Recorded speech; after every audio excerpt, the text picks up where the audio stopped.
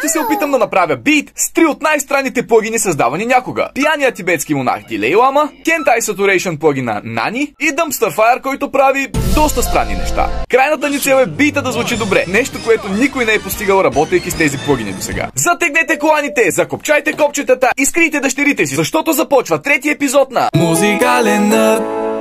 Директно се хвърлям в дълбокото с един легендарно отвратителен плагин. Това е Дилей Лама. Лицето му изглежда се едно ял от спагетите с ракия на Волен Сидеров. Използвам малко EQ и Reverb, за да се опитам да го накарам да звучи добре. И получавам ето това. За да се възползвам от дефекта на това монашеско пеене, мисля да направя някакъв японски дрил тип бит. За тази цел ще използвам един традиционен японски инструмент кото.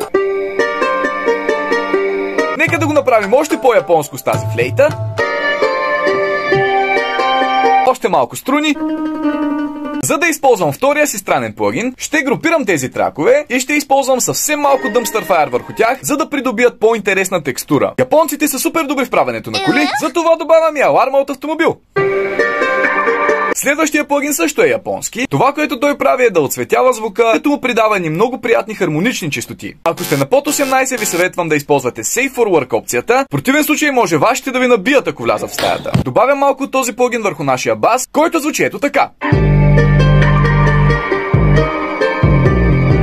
Рете и на малко класика с изрезка от симфоничен оркестър.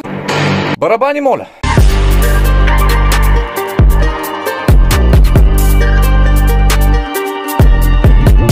Успях ли да се справя с предизвикателството? Според мен на 100%.